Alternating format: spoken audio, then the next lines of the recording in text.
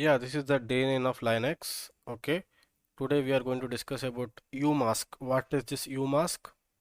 Right, umask is known as user mask, or it is also called as user file creation mask. What is this umask? You will get to know. I will show you practically. So this is the base permission or default permission when a new file or folder is created in Linux. So whenever you create any folder in Linux, you will get some by default permissions. Whether it may be a new file, it may be a directory or folder. Right? I have created a simple text file. So I got these permissions. I have created a sample folder. I got these permissions. Now I want to convert this permission into numbers. How? Read, write, execute 7. Read, write, execute 7. 7, 7, 5, right? 775. This is the permission for this directory folder. Text file, read nothing but 4, write nothing but, what is write? 4 plus 2, 6, 6, 4, right? The default permission for file is 664, directory or 775. So whenever you create any new file or new directory, this is the default permission you will get. Yes, you got clarity about it, right? But I can change this default permissions. How? You need to go inside this etc/profile file. You need to add some content. Now I will add this umask 0027. So let's try to do that experiment. So for that I need a Linux server. If you say I've created a new Linux server in AWS cloud, if you don't know how to create this VM, go to my Linux tutorial on the day 1 or day 2. I will explain how to create this VM. So try to watch it playlist.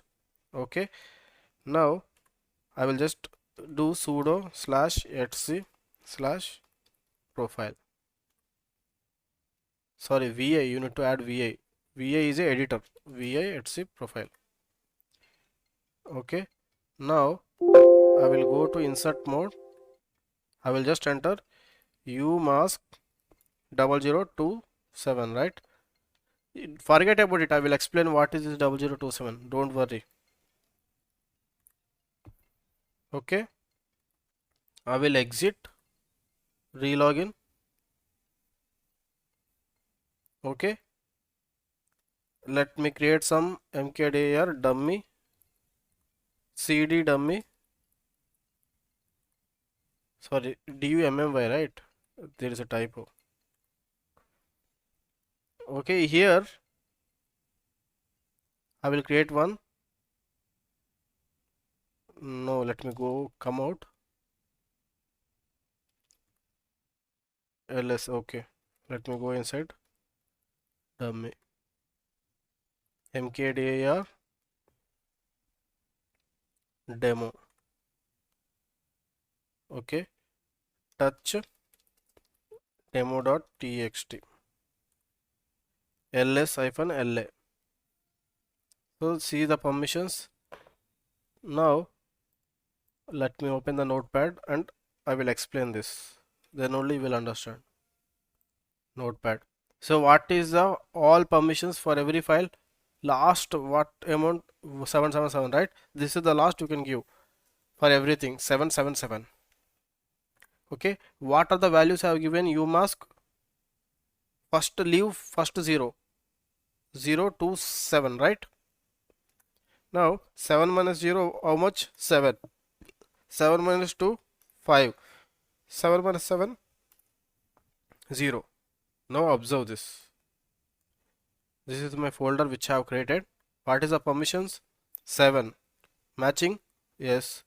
Then after read plus execute, 4 plus 1, 5. 5, 0. Right? Now you got right. If you give 0 to 7, you need to minus with all 777. Whatever the value you are getting, you will get that folder with these permissions.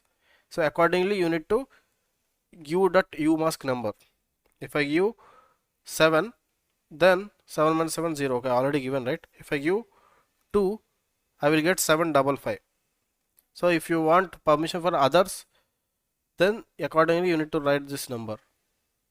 Okay, like this you can give the umask, but in real time you are not going to edit this type of things. Still there is a option, I am just showing.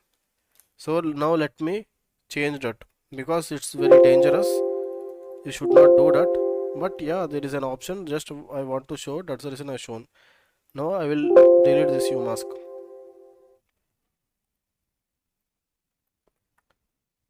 Okay. Now I will create mkdir demo. Already there is a demo one. ls-la.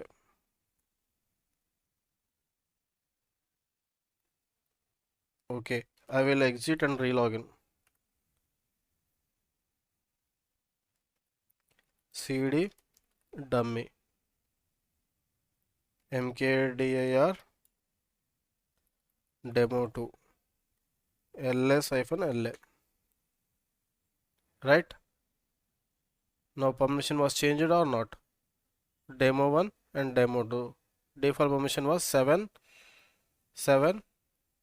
What is this? 5, 775. Now you have understood, right? You can change using umask. You can change the default folder permissions. You got clarity, right? Now I will go to next slide. Okay, I will just show you the screenshot and difference, right? You can see the newly created directory, right? Now we are going to discuss about these processes. So a process is basically a program that is executing. So in Linux, whatever you run, anything, it will run as a process itself. Okay, I will show you in real time, don't worry. Right, executing the program happens in a sequential. So this slide is not in format. Okay, go to animations, none. Just give me some time, if not I will forget. Let me add this.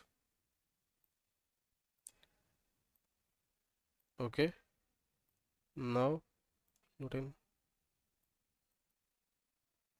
floating, floating, floating. So in process also there will be 4 types of process. One was stack. I will show. Okay, now slide. Every process, every program, we call it as process. Executing the program happens in a sequential. So to run anything on OS, process has to be created. Okay, whatever you run, everything will run as a process itself. So for any process to run, a program is loaded in memory, right? If you want to run anything, in the backend it will run some CPU and RAM. And in the process also you will be having 4 types. Stack, right? One was stack, which will store the temporary data. So before that I want to show you in real time. Okay, task manager, I'm showing you in Windows. I will show you in the Linux as well, don't worry. Operating system doesn't matter, whatever the operating system you are using. Okay, in Windows, if you see processes, every program run as a process. Now what I will do, I will close this Chrome browser, right? Google Chrome was gone, right? If I open Google Chrome, every application will run as a process. You know, got a clarity, right? Whatever you run, everything will run as a backend in the process, right? If I go to details, every process will running as a service, and it's every process will have a process ID, and there will be some startup. Whenever you restart your system, these are the programs will automatically started in the backend, right? Whatever you run, everything will run as a process. You got clarity, right? Every process will take some CPU and memory. That's what I've given in the slide. Okay, if you see this, to run anything on OS, a process has to be created. For any process to run, a program is loaded into memory. In the process also there will be 4 types. Stack is, it will store the temporary data. Okay, another one was heap. It will store the dynamical allocated memory. Data, it will store the variables. Text, it will store the process counter and process registers. So in the process also there will be life cycle. Process might be start, ready, running, waiting, terminated, right, like this. So let us understand some commands, how to see this process and all. Okay, PS, this will show you the current process. Okay, PS command will show you the current process in Linux operating system. Top command will display the tasks. Job, it will list the active jobs. BG, it will place your job to background. FG, it will place your job to foreground. It will send a signal to kill. Kill all, it will send a signal to by name. Shut down, it will shut down the system or reboot the system. Okay, and there is one daemon program. When a Linux start, kernel has to run some activities, so it initiates those activities as process and launches a program called as init. So I have shown you, right, in Windows, whenever you run restart, there will be some startup. Let me show you again. Startup, right? So these are the programs will automatically started whenever I restarted. In the same way, in Linux also there will be some called as daemon program. It will responsible for creating that startup application. Right? When a Linux start, kernel has to run some activities. So it initiates those activities as process and launches a program called as init. Okay. Init runs a series of shell scripts called as init scripts, which start all the system services. I told you, right, everything will run as a service itself. I have shown you. So it will run some init scripts. Using that init script, it will start the services. Okay. Many of these services are implemented as daemon program.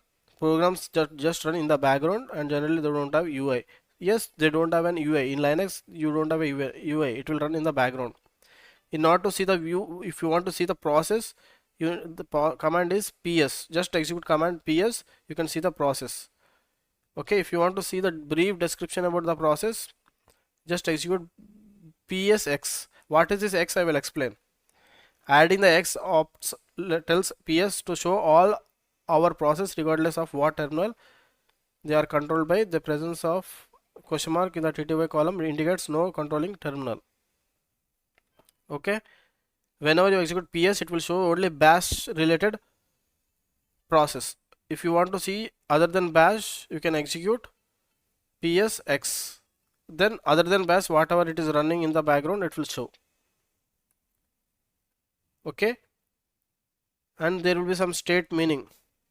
If you see, what is this yes, what is this r, I will explain that. R is nothing but running, S sleeping, D uninterrupted sleep, T stopped, right? Less than nothing but high priority process, N nothing but low priority process. Now if you want to see the details, more details of the process, you can execute PSAUX. Okay, this is percentage CPU is CPU usage, memory usage, who is the user, what is the process ID, right? What is the command, right? User ID, CPU, memory, right? Start. Okay, RSS, PS command tell you about machine you are doing, right? So if you want to see the dynamic view, you can use top. Top will give the real-time data. Okay, PS will give the already executed process, already running process. If you want the real-time data, you can use top.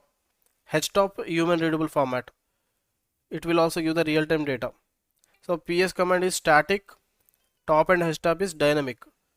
Okay, if you want to support me, you can scan this code and you can do the payment. My phone pay and Google Pay number was 8500411173. And if you want any training in DevOps, you can call to this number. Right? If you are liking my videos, if you want more videos like this, you can donate to this scanner so that I will continue this type of tutorials. Okay. Next class, let's meet again tomorrow. But before that, I will show you practically as well. So if you want to see the process, PS command. It will just only the bash process. If you want to see the other than bash, if you want to see whatever terminal you want, psx. If you want to see the brief process, ps-aux. Okay. Less than, I told you, right? High priority process. Yes, starting, sleeping. User ID, percentage CPU usage, memory usage, process ID. Okay. Now top command, right? Top. It will show you the real-time data. What is the difference between PS and top? PS will show you static data. Top will give you dynamic data. Nothing but you will get everything real time.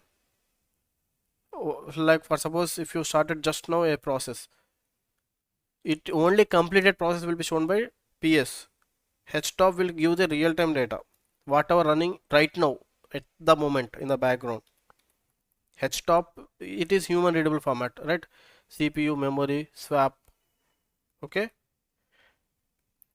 so that's what I'm going to explain, right? Tomorrow, let's meet again tomorrow, and I will show you more about this Linux, right?